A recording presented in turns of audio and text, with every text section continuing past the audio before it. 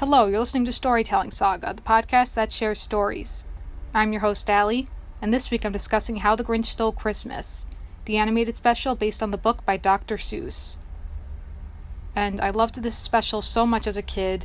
It's one of those animated Christmas specials I love to watch every year around Christmas time. And it's a classic, up there with Frosty the Snowman and, of course, A Charlie Brown Christmas. And all of those specials, they were made so many years ago. This one, too, in fact, it originally debuted back in 1966. They're all so timeless. And the book, in fact, it was published back in 1957. So we're talking over 60 years ago at this point. But these stories are timeless, and they're great for children and really just for families, for everyone of all ages. And this special was co-produced by Chuck Jones, who worked on Looney Tunes, which is awesome. That, too, is really a staple in Western animation. And it's narrated by Boris Karloff, who is also the voice for the Grinch. And, of course, with Dr. Seuss, one of the things he's known for is all the rhyming in his works. And this special, based on the book, is no different. And basically, the whole thing with the Grinch is that he's a recluse. He lives on the top of a mountain, and he's just isolated from the Who's. And he's just this green creature, not exactly a Who. We don't know what he is. And he hates Christmas. He hates all the noise. He complains about how he doesn't like all the Who's celebrating or how they feast. And the narrator, of course, he does the whole thing where he tries to figure out why the Grinch is the way he is. And he says perhaps his shoes were too tight or his head wasn't screwed on just right. But then, of course, he says the most likely reason of all may have been that his heart was 2 sizes too small. And we see the Grinch's tiny red heart beating in his chest. And even when you first see the Grinch, he literally eats a toothpick. So he's just this brittle, uptight, Christmas-hating character. And then he says the thing he hates most of all is all the singing. And of course, that classic song where they're singing Welcome Christmas and the Who's all join hands. And it's so cute when you just see Cindy Lou Who swinging all happily as all the Who's sing. And the Who's, too, they're not exactly humans. They're not exactly animals. That's one of the many unique things about Dr. Seuss and these worlds he's created. Just truly his own unique, made-up characters. So the Who's, they're just these kind-hearted beings who see past the commercialism of Christmas, unlike the way the Who's are portrayed in the live-action version of How the Grinch Stole Christmas, the 2000 movie starring Jim Carrey. I have to say, I do love that adaptation as well. It's just a great movie. It's funny, and of course it has the message about understanding the true meaning of Christmas. And then Cindy Lou, who in that one, she's a bit older, but she feels bad for the Grinch because he's by himself, and she knows deep down that he can be a good person and that he's sweet. And Jim Carrey's portrayal of him is just so unhinged and maniacal, and there's so many great, hilarious moments in that movie. And of course, in that movie, too, they give him a whole backstory where he didn't necessarily hate Christmas just because it annoyed him. It was really because after the traumatic event where everyone made fun of him, and then that's when he had basically snapped and declaring that he hated Christmas because, of course, he's different. He's just this green person, not even really a person. None of them are people, really, but this green monster creature thing who's really hairy, and they make fun of him because that's when he was just a kid. And that's when he had declared he hated Christmas, and that's when he isolated himself from the rest of the Who's and lived on this mountaintop, Mount Crumpet, all his life. And in the special, so back to the animated special, he says, for 53 years I've put up with it now. So he's 53, I guess, the Grinch. Just a random fact. And he wants to stop Christmas from coming, but how?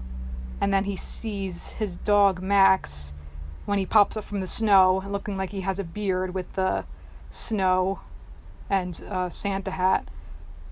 And really one of the things that bothered me as a kid and still bothers me about the Grinch was how unnecessarily mean he is to his doggy Max. I know that's part of the character, of course, that he's mean, but I don't like it, how mean he is to poor little Max, the cute little doggy. And it's kind of interesting if you think about how did he get Max in the first place, because he is this loner, but he has the dog, so he's not completely alone. Maybe Max was just a stray that wandered up there somehow. Who knows?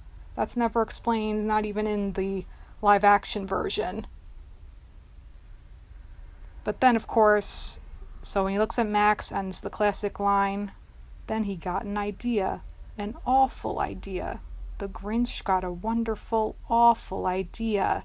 And his entire face stretches with that hideous smile, and it is great animation, though, just the way his entire face slowly stretches and curves up, and his eyes squint, and his hair curves out. And then, throughout the special, we get, of course, the classic song, You're a Mean One, Mr. Grinch. And it's sung by Thurl Ravenscroft, who voiced Tony the Tiger. You know, they're great.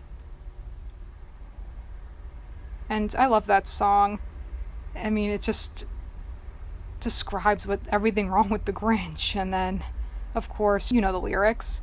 Your brain is full of spiders. You've got garlic in your soul, Mr. Grinch. I wouldn't touch you with a 39.5-foot pole.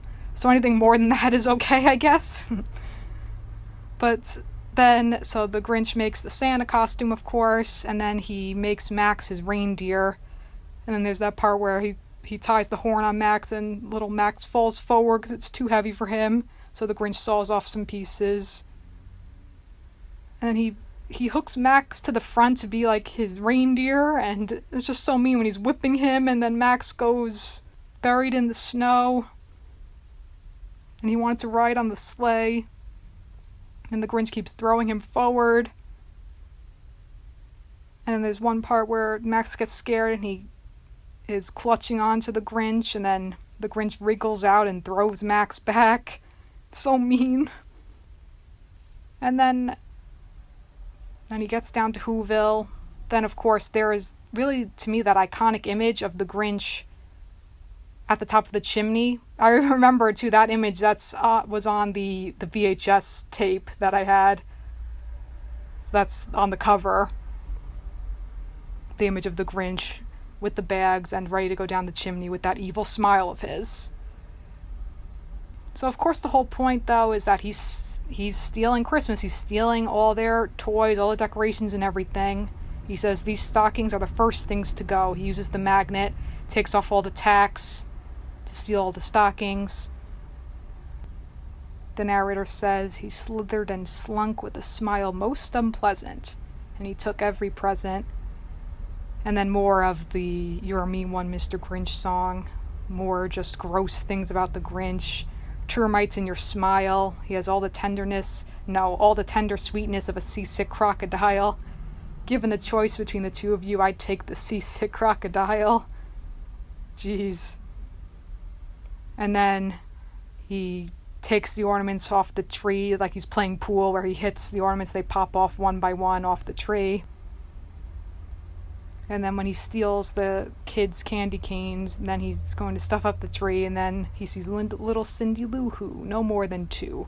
Which she speaks really eloquently for a child who's no more than 2. And of course, in the live-action special, she's a bit older, around 7 or so.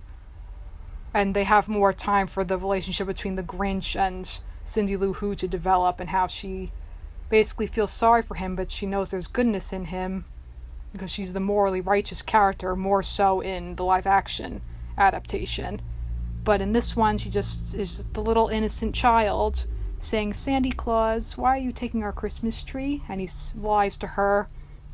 And in the live action one, I love this scene where the part where she asks him what Christmas is really all about, and he screams, "Vengeance! I mean, presents." But of course, that's not what it's all about. That's really the message in a lot of these Christmas specials, that the point isn't about commercialism, it's about family, being with people you care about, love.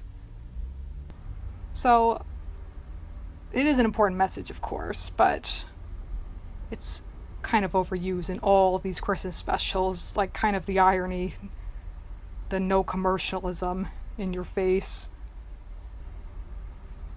But then, so he fools Cindy Lou Who, and he gives her a drink, and he sends her to bed. And then he doesn't even leave a little speck of food. Well, no, the narrator says, so there's one speck of food he left in the house was a crumb that was even too small for a mouse. And he steals a little crumb, too, so not even the little mouse can eat. No one can. And then more of the song, "You nauseate me, Mr. Grinch. Your heart is full of unwashed socks. Your soul is full of gunk. The 3 words I describe you are, and I quote, stink, stank, stunk." So then he's got all the Christmas decorations and toys, and he steals the tree like it's a huge umbrella. And then he's going up to the mountain to dump everything. And then he's so happy and proud of himself, saying, "Oh, the Who's will cry, boo-hoo. That's a noise I simply must hear." So then he tries to hear, and then instead he hears the Who's singing. The narrator says, "He did hear a sound rising over the snow. It started out low, and it started to grow." And it's the Who's again singing that Welcome Christmas song. That's a classic to me. Vahu Vores Dahu, whatever those words even are, but it's so cute, this song. Because the Who's in this animated special, they already know the true meaning of Christmas, just being all together. And there's that image of the star shining brightly. I loved that as a kid, and it kind of makes me emotional now. It's just so sweet and heartwarming and beautiful, and capturing the true meaning of Christmas. That they don't care about the possessions and the toys and everything. They don't care about the commercialism at all. And then the Grinch finally sees that. So he's puzzled, and he realizes he hadn't stopped Christmas from coming. It came. Somehow or other, it came just the same. And the Grinch says to Max, "It came without ribbons. It came without tags. It came without packages, boxes, or bags." And then, so when the Grinch realizes the true meaning of Christmas, his eyes change colors. They go from the yellow with the red pupils to white with blue pupils. So he becomes this whole new person, whole new being. He's not a person again. But they say maybe Christmas doesn't come from a store. Maybe Christmas perhaps means a little bit more. And then when he lets go, and then he has to run to save Max. And thank goodness now he's nice to Max. He learns the error of his ways. And then his heart grew 3 sizes that day. So first it was 2 sizes too small, so now it's even larger, I guess. And then, of course, that animation where the heart grows and it breaks the scale, and his face is glowing, and then he saves Max, and then they both run up, and he saves the sleigh, and he's able to lift it. He gains the strength of 10 men plus 2. So he brings back their feast, and then he himself, the Grinch, carved the roast beast. And they give a piece to little Maxie. It's so adorable. So sweet. And the narrator ends it with, "Welcome Christmas while we stand heart to heart and hand to hand," like the song. So it's wonderful. Wonderful and heartwarming. One of my favorite animated Christmas specials for sure. So thank goodness the Grinch, he's no longer as Grinchly as he was. He learns the true meaning of Christmas. And with that, that's going to conclude this week's episode of Storytelling Saga. You can follow the podcast on Facebook and Instagram at Storytelling Saga, as well as on Twitter at Storytell Saga. You can also send me any questions, comments, or writing prompts by leaving me a message in the contact section of storytellingsaga.com or by sending me an email at storytellingsaga@gmail.com. Also, if you're a fan of the podcast, please be sure to leave a rating and review on Apple Podcasts. Shout out to Buff Lord. I'm so glad you enjoyed my interview with Jerry Persigian. Next week, isn't there anyone who knows what Christmas is all about? I'll be discussing A Charlie Brown Christmas. Until then, thank you for listening, and remember, write what you love.